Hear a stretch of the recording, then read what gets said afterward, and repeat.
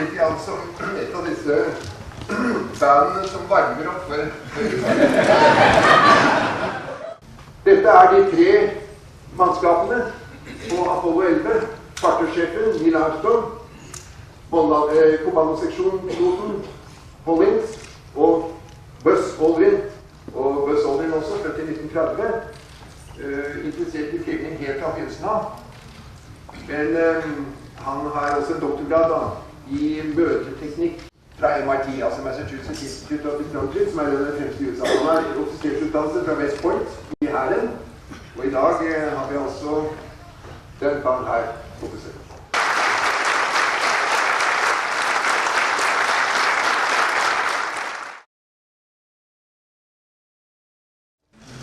I was very, very lucky to be in the right place at the right time. I think that's true of all, let's say, 40 to 50 people who came along as pilots. The early group were test pilots. I was an exception to that, but I felt sufficiently motivated by my education at MIT, and because I knew very well a good friend of mine, Ed White.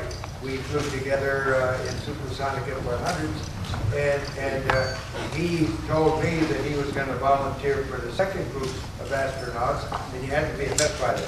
So I felt, well, if he's going to do that, I will too, because I felt what I was doing at MIT, taking piloting experience of intercepting in the air and applying that to human involvement in intercepting things in space would be very useful. Well, NASA selected him, but they couldn't select me because of the rules. But mysteriously, the next year, they changed the requirement, and they put more emphasis on education. And it's not required to be a test pilot trained. Well, we flipped the coin.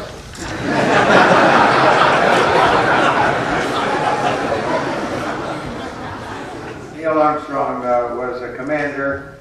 He was in the second group of astronauts, and Mike Collins and I were in the third group. So there was a seniority, and the previous precedent maybe that the junior person always did the spacewalking while the commander could stay inside and supervise, but it resulted in an evening out of the training workload, so that on the first mission to the moon, if the commander had to be the first human being to make a landing on the moon, and that and many other portions of the training were very intense, but to then have him be the primary person in charge of the outside activities would make it even greater total workload. So a way of evening that out would be to do as a previous precedent.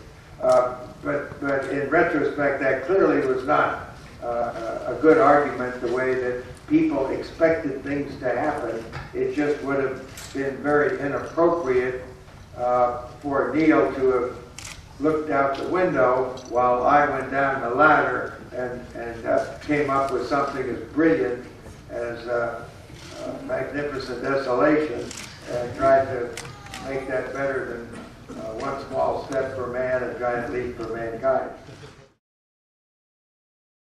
It was a huge rocket when we first looked at it, and it still is a huge rocket today. We wish we had something like it. When it lifted off, it had a thrust to weight of about 1.025. So it just barely left the ground until the fuel started making it less mass that was expended, and then it could accelerate increasingly, so that by the time it was empty, it was accelerating at about 3.5 G.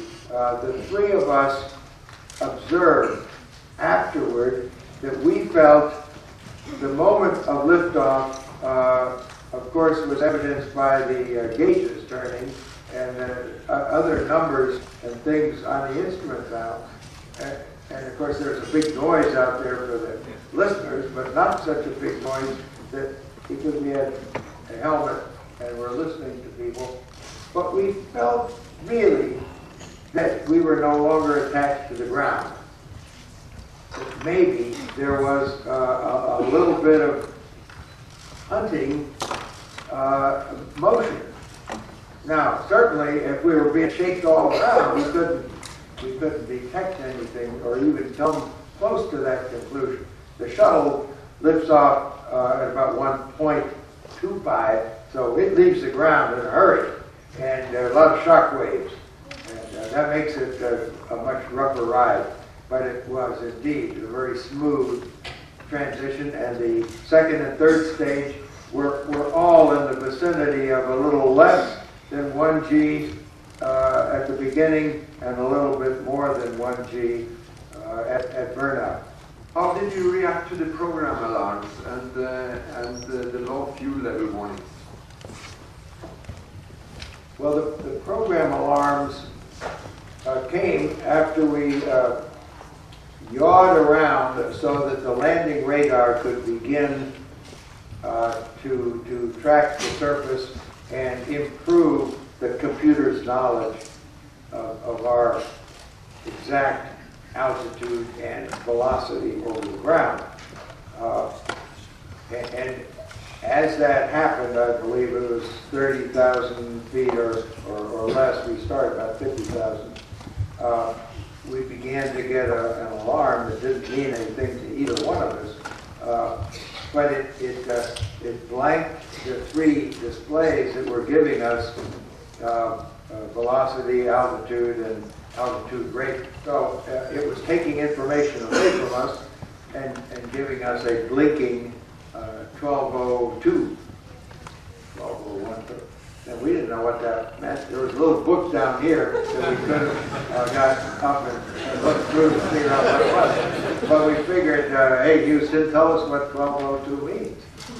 And fortunately, there had been a previous exposure during training missions to alarms similar to that. So the computer monitoring engineer in Houston was able to come up with the conclusion that that was okay as long as it didn't repeat itself more frequently than maybe once a minute.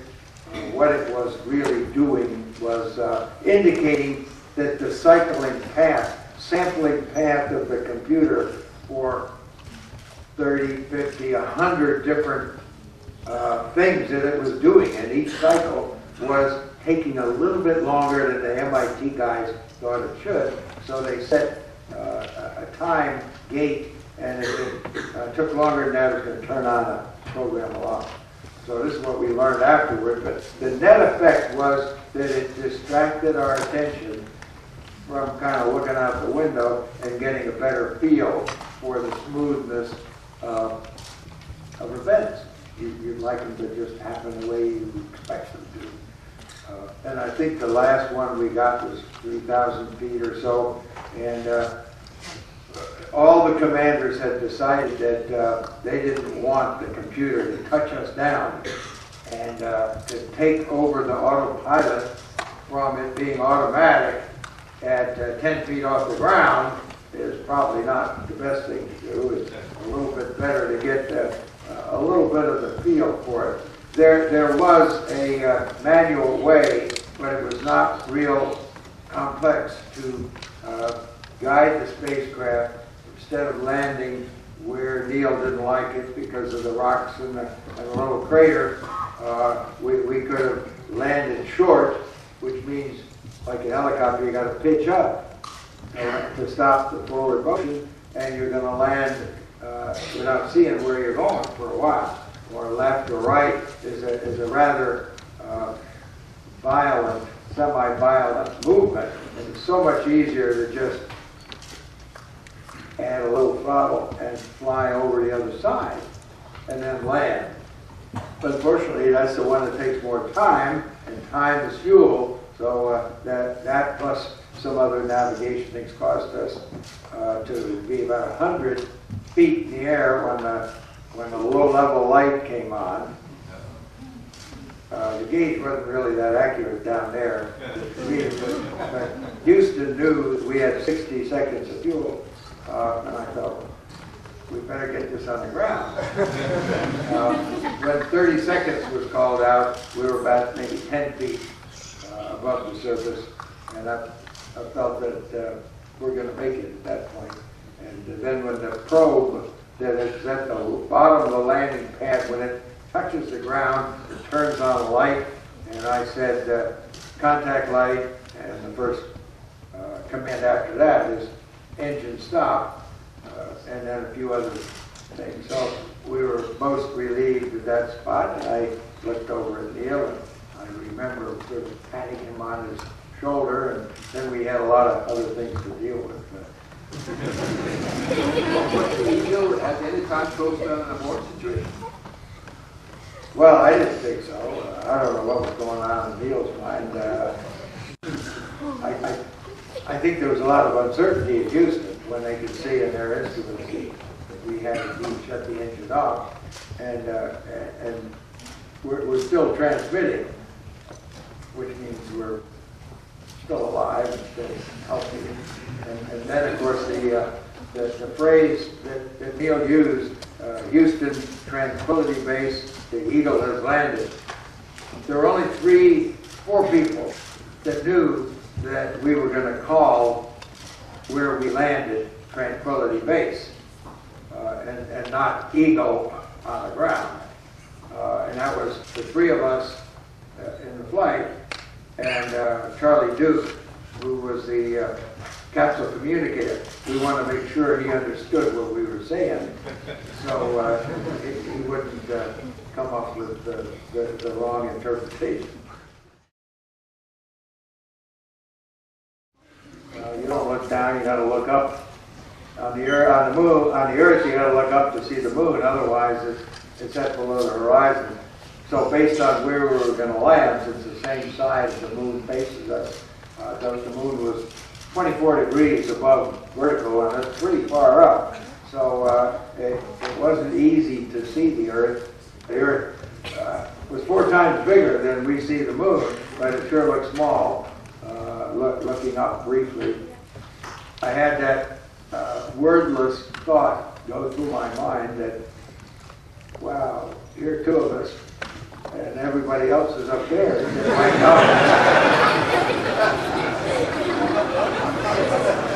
And yet we were fully conscious that if we made a mistake, millions of people would know about it right away. So Big Brother was really watching, and usually when people are far away from home, people kind of forget it quickly. But that was not the case here. And somewhere along there, some words came to mind that magnificent desolation was a contrast that really explained quite well a thought-provoking comparison of the magnificence of humanity to be able to do what all of our support people have done to put us there, and yet what a view of desolation and lifelessness and magnificent footprints, but other than that, our little machine was pretty insignificant.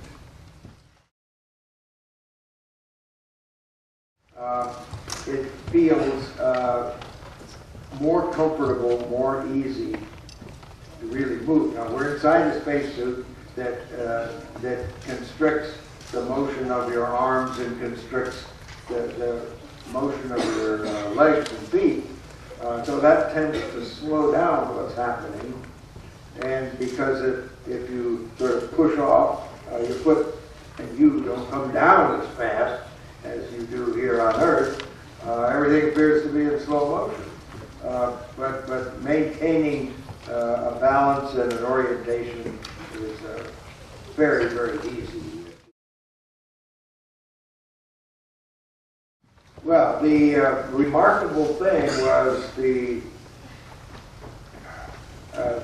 footprints, the boot prints that we made, just left a very smooth surface between the ridges of the bottom of the boot, and it just fascinated me to realize that this was like talcum powder, but it was a uniform color of gray.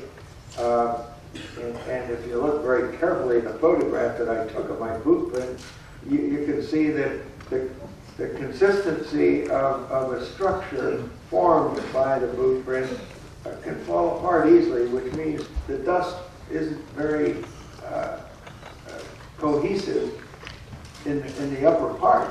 When you get down a little bit, there are no air molecules up there to be between the particles of dust, which on closer examination were consisted really of fractured glass, which is an impact of a small object on the moon, vaporized whatever it was, and went out like this and then cooled before it may hit the ground, and then when it hit, it would fracture.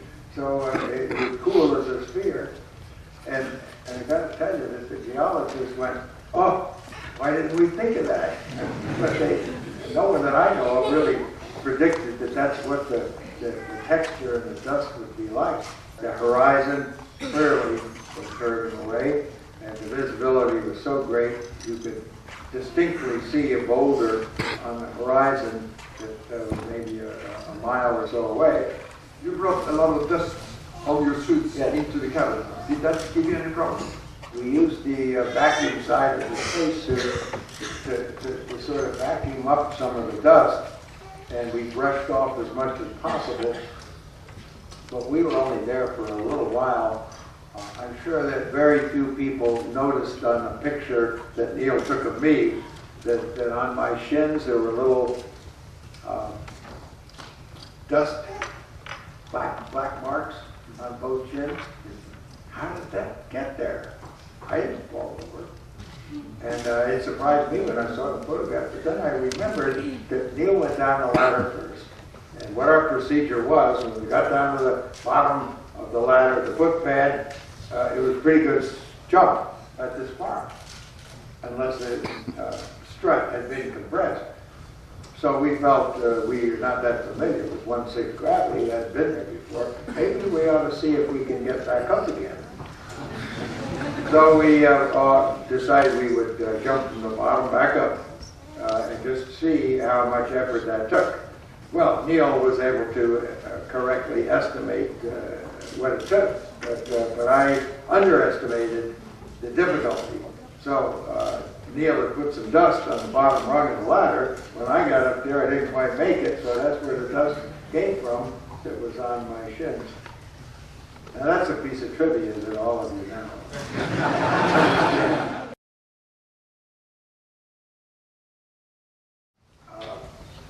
Just the behavior of the surface in forming that distinct footprint, and then as you moved along and put your foot down, all the dust would just seem to me to go up at about the same angle, fall down in almost a semicircle. And I think that's maybe why we send humans somewhere, to observe something that is different than what we have here, and then you begin to investigate and find out what's he talking about, you know. Let's see if he knows what he's saying. And I was the first of 9 people that went to the moon to see flashes when it was dark inside the cabin. 6 people on 2 previous missions didn't observe these flicker flashes, but they were high Z particles from cosmic distances that were penetrating the spacecraft, and the people in the next crew said that they could even see them with their eyes closed. Well, I wasn't that perceptive, but that means that these particles were penetrating the spacecraft, penetrating your head, your eyeball, and then would impact the retina, and that would cause a discharge. It caused a very sudden flash. How did you rate your chances beforehand of carrying out the mission according to plan? I think somebody else bought insurance on our the chances of coming back alive was 95% or better. I think we really did kind of believe that. But being able to successfully land on the first attempt that we went to do it, I guess we thought it was around 60%. Clearly the most challenging engineering, personal performance part of the mission was the actual touchdown, the human-machine interface. And I mentioned autopilot before. The autopilot was improved for the missions after us. So we had a condition that if you took your hands off of everything, it would start to move a little bit and then would accelerate. It was unstable, really.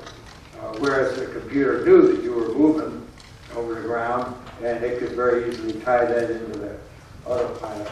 So the commanders and the people on the later missions never liked for me to say this to the public, but they had a much, much simpler job.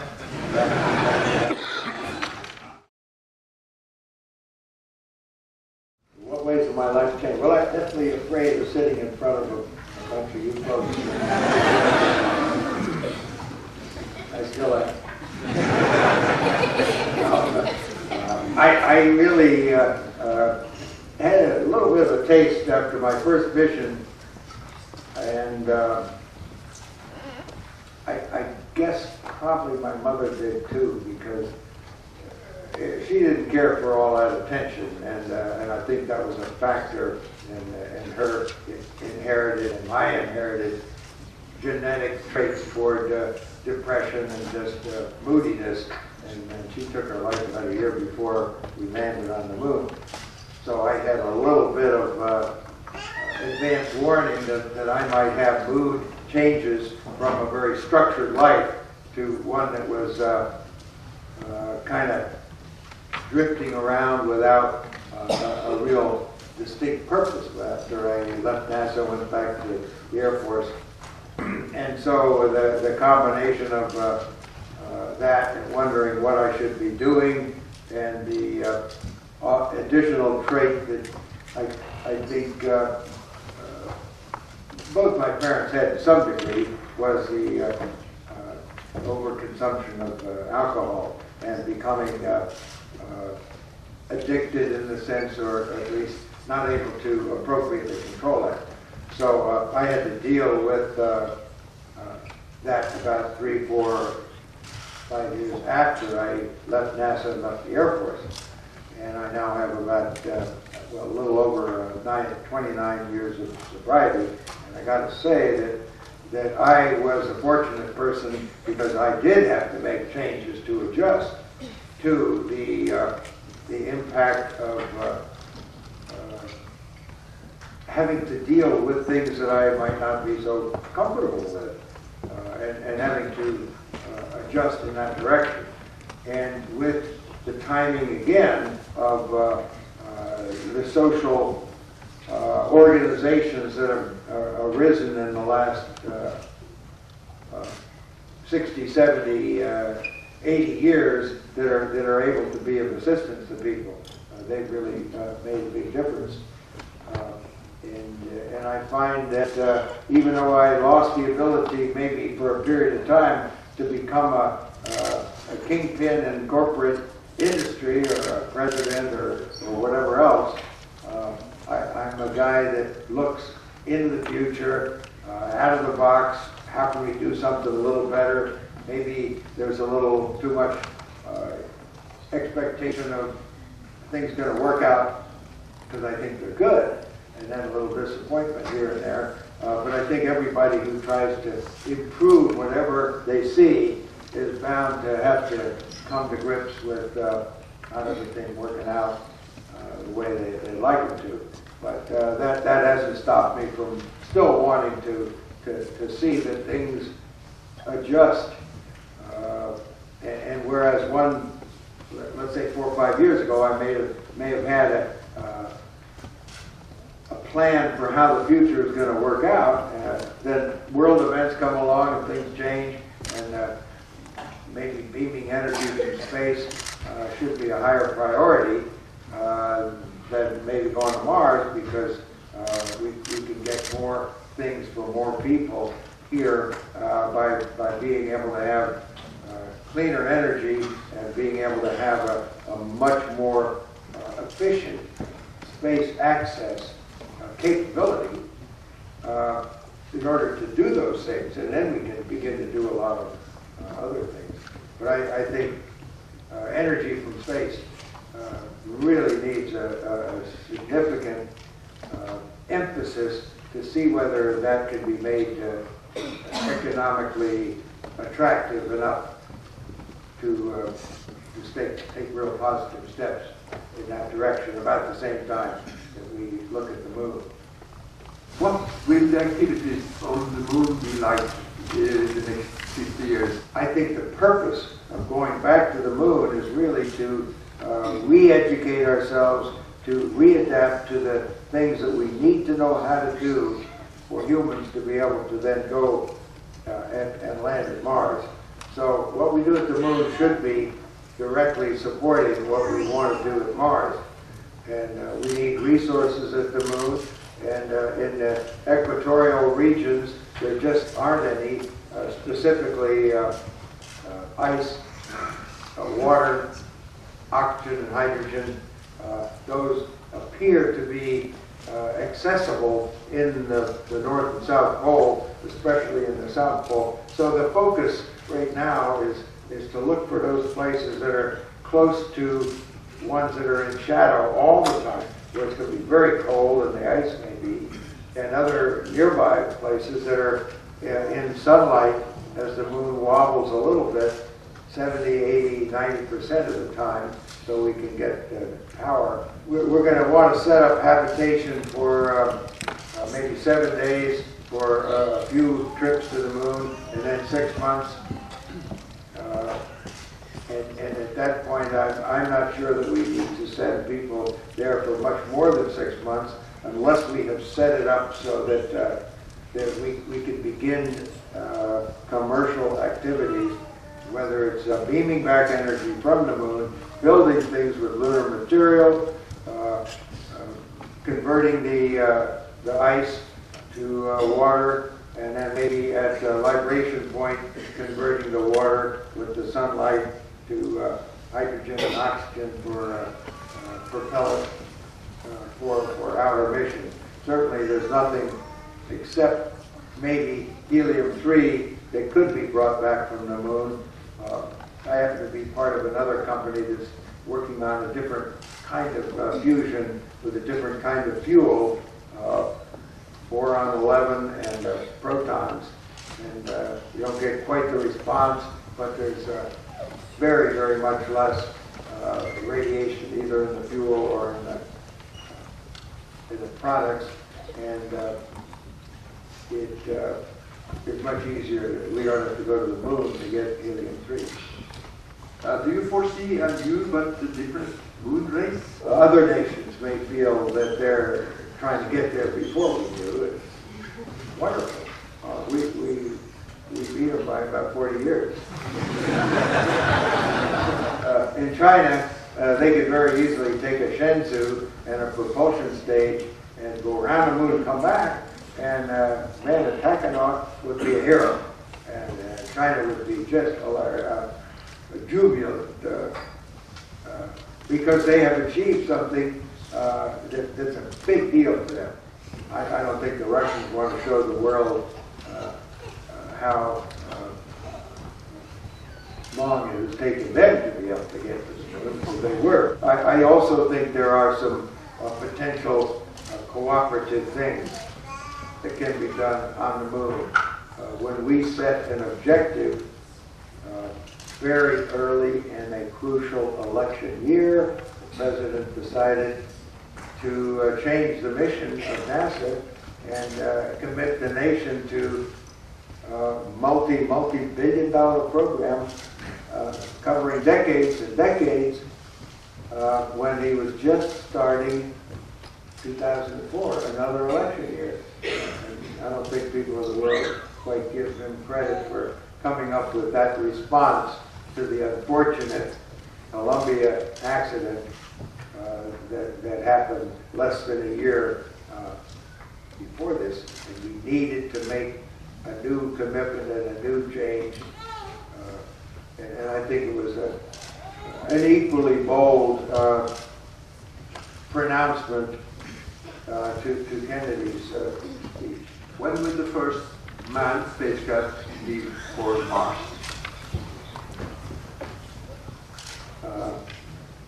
Probably without any men in it. I think it's a good idea to test those things out ahead of time. That's not going to be real quick. And we have an awful lot of things to do. Can the human body survive the radiation en route, the long time period without gravity? Can we provide some artificial gravity? And I'm throwing out an idea that makes it even worse, and that is that people are going to not come back right away. Eventually, we're going to, soon in our moon program, we're going to want to have longer and longer stays to make the investment in getting a crew there worth the money of getting them there, not just getting a year and a half and then they come back and write a book and retire. We need them there. We need more than 6 people there. We need to take advantage of the resources that are there, and that takes 40, 50 people, and that means long tours. So what I'm trying to avoid is a couple of missions of people going to the moon or going to Mars and then canceling the program because the Congress wants to spend money on some more pet projects. We went to the moon and we terminated doing that because it was ahead of its time and we achieved what the spacecraft and rocket could do, and it was time to move on perhaps to other things. We got to get more clever about foresight, hindsight, so that we decide what to do. The space age just turned 50 and we have achieved a lot. What are some of the things we may expect you the next 50 years? Well, I wrote a science fiction story, and a little bit more than 50 years, people were able to go to another star, but I don't think we're going to get quite that much of a breakthrough in technology and propulsion by getting some aliens to give it to us. We're using very good propulsion right now. And some of it can be improved. Hopefully we can manufacture things and reuse them. And I think we're going to have our hands full if we can get to Mars in 2030, 40. And then I think certainly by 2050 we ought to be with reusable spacecraft that are needed for the high flight rate to put up the satellites to beam energy down to specific parts and gradually see how much of the energy consumption we can get from the sun beaming energy down here. It's going to be an exciting world for a lot of you folks out there, and I'm trying to prepare the way for it to really be exciting.